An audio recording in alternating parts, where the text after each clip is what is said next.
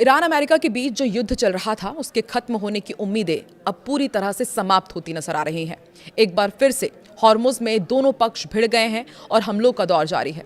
America ईरानी सैन्य ठिकानों पर बम बरसा रहा है और ईरान खाड़ी देशों में मौजूद उनके सैन्य बेसेस को निशाने पर ले रहा है। इसी बीच अमेरिका और चीन एक दूसरे पर ईरान को लेकर के आरोप लगा रहे हैं। नमस्कार, मैं हूं आकांक्षा और आप देख रहे हैं न्यूज़ 18 का डिजिटल प्लेटफॉर्म। अमेरिका और ईरान के बीच तनाव लगातार बढ़ता जा रहा है। इसी बीच अमेरिका ने एक बार फिर से ईरान के खिलाफ सख्त कदम उठाते हुए उसके बंदरगाहों की समुद्री नाकेबंदी दोबारा लागू कर दी है। अमेरिकी सेना के मुताबिक ये नाकेबंदी पहले भी अप्रैल से जून के बीच लागू की गई थी और अब इसे फिर से शुरू कर दिया गया है। इसका उद्देश्य ईरान पर दबाव बढ़ाना बताया जा रहा है। दूसरी तरफ हालात ऐसे हो गए हैं कि पहले से लागू सीजफायर पूरी तरह टूटता नजर आ रहा है। अमेरिका ने लगातार चौथे दिन ईरान के कई सैन्य ठिकानों पर हमला किया, उन्हें निशाना बनाया और इसके जवाब में क्षेत्र के कई हिस्सों में हमलों और धमाकों की खबरें सामने आई है। इसी बीच अमेरिका के सहयोगी कुवैत और बहरीन ने अपने नागरिकों को संभावित खतरों को लेकर सतर्क रहने की सलाह दी है। वह ईरान के सरकारी मीडिया ने दावा किया है कि उसने जॉर्डन में मौजूद अमेरिकी सैन्य ठिकानों को भी निशाना बनाया है। हालांकि इन दावों की स्वतंत्र रूप से पुष्टि नहीं हुई है। इसी दौरान अमेरिकी राष्ट्रपति डोनाल्ड ट्रंप ने एक टीवी इंटरव्यू में ईरान को कड़ी चेतावनी दी। उन्होंने कहा है कि यदि तेहरान जल्द बातचीत की मेज पर वापस नहीं आता तो अगले सप्ताह अमेरिका ईरान के पुलों और बिजली संयंत्रों पर हमला कर सकता है।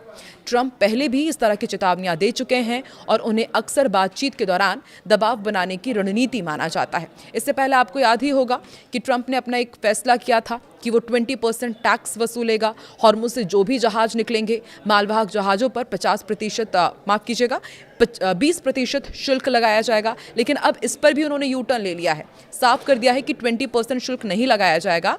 इसकी जगह खाड़ी के देशों द्वारा अमेरिका में किए जाने वाले निवेश को प्राथमिकता दी जाएगी।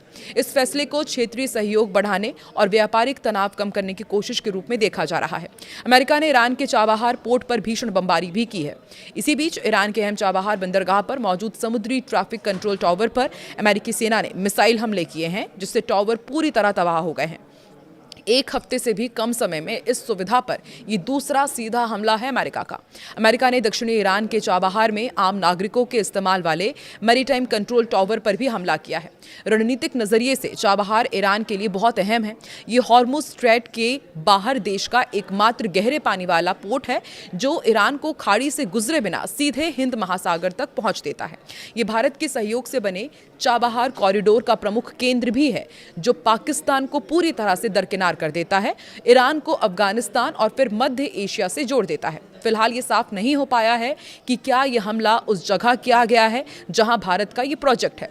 लेकिन चाबहार पोर्ट पर हमला करना हॉर्मुज चेक पॉइंट के बाहर व्यापार करने और कामकाज चलाने की ईरान की क्षमता पर सीधे हमले का संकेत है।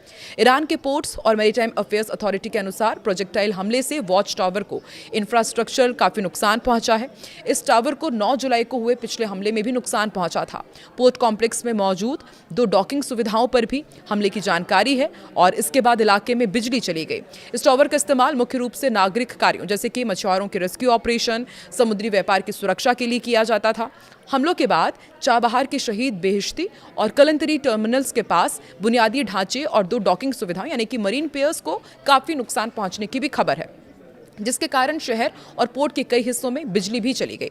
चाबहार पोर्ट भारत की विदेश नीति और रणनीतिक बिसात का एक बेहद मजबूत और ड्रीम प्रोजेक्ट रहा है।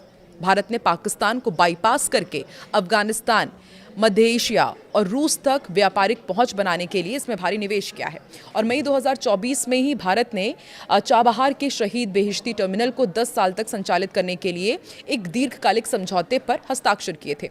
भारत को अपने इस बड़े प्रोजेक्ट के प्रभावित होने और खाड़ी देशों से तेल की आपूर्ति रुकने के कारण महंगाई बढ़ने का गंभीर डर है। और अमेरिका के हमले पर ईरानी मीडिया ने क्या कहा है वो भी आपको बताते हैं। ये खबर तब आई जब फास्ट न्यूज़ एजेंसी ने प्रांत के एक अधिकारी के हवाले से बताया कि ईरान के दक्षिण पश्चिमी खुजिस्तान प्रांत में गेहूं के भंडारण वाले एक साइलो और एक दूसरी जगह पर रात में अमेरिकी प्रोजेक्टाइल से हमला हुआ है।